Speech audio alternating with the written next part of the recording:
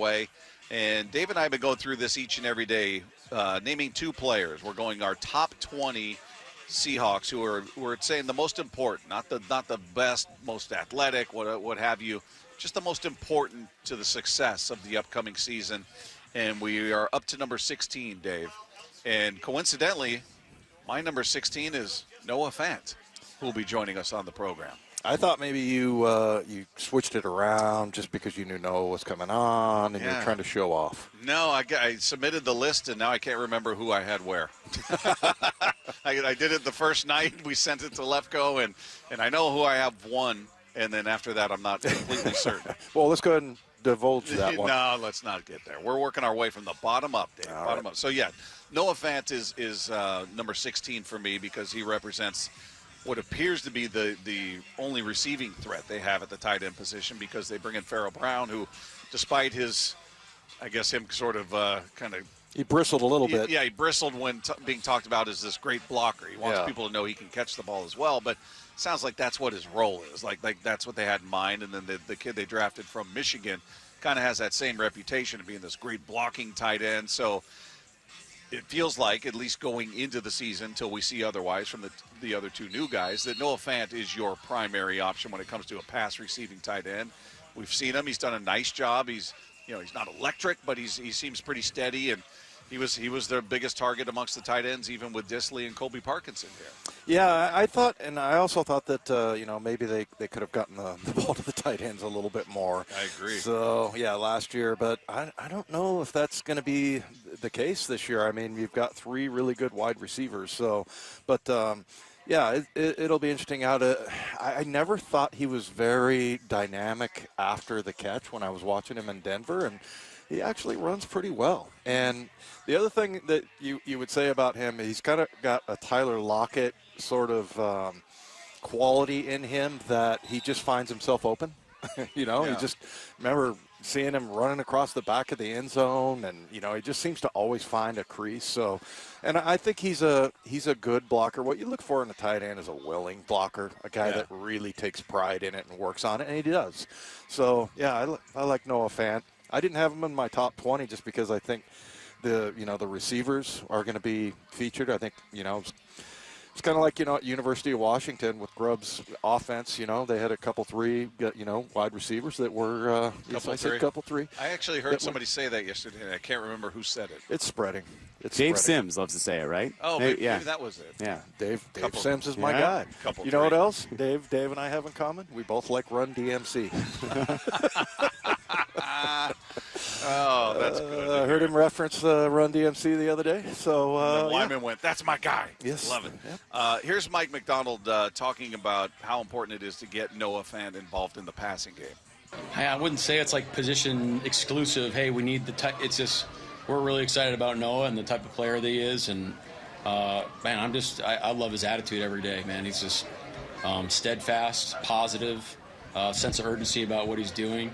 And then when he's out there making plays, you feel that, the process is coming to life, and you're excited for him that there's results on the field. So we want that to keep trending in the right direction.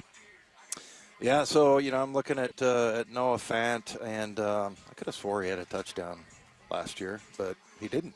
The year before he did in 2022. But, yeah, you look at he had 43 targets, 32 catches, 414 yards, so had a long of 31. I think that doubled Parkinson and Disley combined, right? As far as the targets or catches? I think yards. Everything? Pretty much everything, but I think yards. I think the group had less than 500 yards. It was not a big year for tight ends. Well, we're going to see Will Disley this weekend. Hopefully we'll see him in the preseason game. But, yeah, he's the one that really kind of dropped off. I mean, he played in every game but one, and he only had 22 targets and 172 yards, 1 touchdown. So, yeah, this is really the guy. I like the kid from UW, Westover. Watching him play last year, and I think he's an undrafted free agent, but it'll be interesting to see him, and then Barner, at the kid from Michigan. But yeah, and as you mentioned, Farrell Brown. Like, I think it's funny though that somebody said he was a blocking tight end primarily. He didn't like hearing hey, that. I can catch the ball. So yeah. You can throw me the ball. I'll catch it.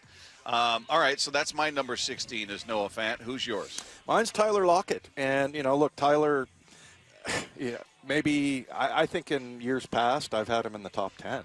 But, I just want him to have a good, productive year. But I feel like with JSN and DK that, he might be, I don't want to say take a back seat because he's so good. And, look, he might surprise us all and come up because I talked about him earlier when we were talking about Fant, that he just always finds himself in the middle of, we're talking about a zone, like you got 4 guys in a zone.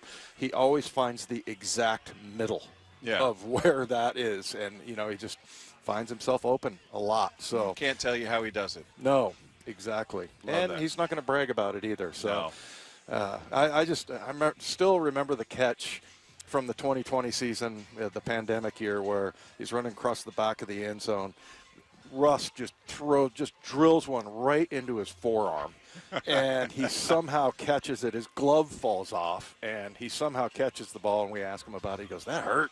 Yeah, it was a missile right in the forearm. But, yeah, I mean, that's not a great way to catch, and he got it done. And it was just like in a tight window. So his concentration level, everything. Plus, we all know he's just such a good man, good leader on this team. So does a lot for his community back in Tulsa, and, he's just a great guy. Yeah. By the way, while we were talking, Sam Howell threw a really nice ball. I couldn't see who on the receiving end of it for a touchdown. Yeah, but that was a beautiful pass. So he's been known to do that. Yeah, it looked good. Looked good there. So some interesting things going on there. I've got Tyler Lockett at 15. He's my number 15. So you and I are in that same spot. Are you kind of thinking the same thing, that like maybe he takes a little bit of a backseat, not too much? Yeah, I think we're seeing. I think he's seeing it. We had a chance to interview him early in training camp, and he kind of talked about, hey, I'm happy we were able to work some out, that they were deciding whether they wanted to bring me back, and he knew his spot wasn't assured, and had some questions as to whether they wanted him back or not. So I think he understands that. Yeah, I'm not ascending anymore. Now you're kind of over the hill a bit from his peak, but still, I think a guy who could be really productive, and I think he's still the security blanket until proven otherwise. I think when Geno gets in trouble, pocket collapses, play breaks down, whatever's happening, he's trying to keep the play alive. That's when you're looking for Tyler. That's who he's been with Geno. That's who he was with Russ. It's what Doug Baldwin used to be. I mean, they're great receivers outside of that, but they're the guys that always seem to be, all right, everything's kind of falling apart, crumbling around me. I got to find somebody. That's the guy. Well, and, that's the other thing that I know you rave about, and most, we wide receivers, there's a reason why. Like, there's lots of things that have to go right for, there's lots of complaining a lot of times about targets. You've never seen or heard Tyler ever make not a single time in his career. No. So, yeah, that's awesome. My guy, and I struggled over this one just because I'm like, maybe it's not important for him, but I do think that the reason why I put him at 15, I think Daryl Taylor might be the best pass rusher in this camp. He's phenomenally talented in that regard. Now, people are saying, and we've had people text in and say that he can't play the run. I'm like, no, that's not it. That really is not it. I could show you evidence of film of him executing that. It's just a matter of whether he will and whether he'll concentrate and take that. You got to take a lot of pride in that part of your game. And I think for him, he's like, I'm a pass rusher, man. But if you want to get on the field and get opportunities to get sacks, you got to also be able to play the run. And I know he can do it. I've seen him do it physically. It's just that I don't know if he has the focus. So I think it's important for him to be able to he's got to be able to play the run. You got to be able to put him out there no matter what the situation is. And I think, honestly, he's the most talented pass rusher. Yeah, I mean, he's got physical gifts. There's no debating that. I mean, and I think that's what makes him so frustrating is that you see how much natural ability he has, and just some of the things he can do physically at his size. You marvel at, but then you also, it's like, how does somebody like that just disappear for stretches at a time? I'm not talking within a game. I'm talking week to week, where there'll be 2-3 games in a row where you don't even hear his name called. You look at the stat page and he hasn't registered any tackles, or maybe a tackle or what. It's just for him to be as invisible as he can at times is odd to me, based on how wildly talented he seems to be, gifted physically. Well, and that's kind of what, like we talked about the focus. So, I mentioned this before, but in the Baltimore game, watched him on the All-22 film, and, you get the sideline and then you get the end zone. I'm watching the end zone, and he just executes a run play perfectly. The guy, tight end, blocks down. He steps, keeps his leg or his hips square. Blocker comes, takes him on. He's underneath him, sheds the block, makes the tackle, and then 3 series later, he's out on the field, and a wide receiver lines up right to his outside. He's totally unaware that the receiver's there. He gets cracked, and it's a 30-yard gain. That cracked is just a receiver, kind of blindsiding a defensive end. And you could say, well, maybe the corner, the safety should have given him a crack call, but I gotta believe that was getting done. Maybe he didn't hear it. Maybe he wasn't looking for it. But mostly just the awareness of going, okay, that guy can block me if they run this way. Yeah. So, that's the consistency I'm talking about. And I think, in order to get out there and be – I think he can still, maybe he goes to another team and, they just have him as a pass rush specialist. But I think what really will help him the most is just getting reps, getting out on the field and being a guy that, plays 70, 80% of the snaps. That's who he needs to be to get where he probably wants to go. Well, here's a little highlight of him sacking Dak Prescott. 2nd down and 8. Play fake. Prescott looks. Now he's in trouble. Now he gets hit and he goes down. And it's coming from the backside. It's Taylor. Witherspoon got there first. He has been blitzing like a crazy man the last couple of weeks. That time he gets across the line of scrimmage, forces Prescott off his spot, and then Taylor is the one who tracks him down. That's the 2nd sack of the night for the Seahawks. We're still midway in the 1st quarter. Like that, Witherspoon's been blitzing like a crazy man.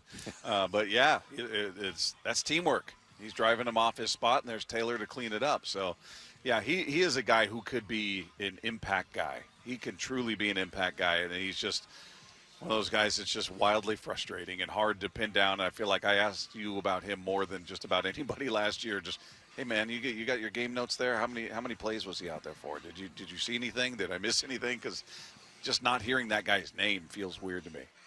It's the consistency and being a pro, and like I said, the focus and everything. And so, and he's kind of a free spirit type of guy. So, he is. We'll see if he's able to focus. But hopefully in this defense, he'll be, because I've seen some of the moves that he makes. Like, you can't even really coach that. It's like it's just God-given ability, and he has it.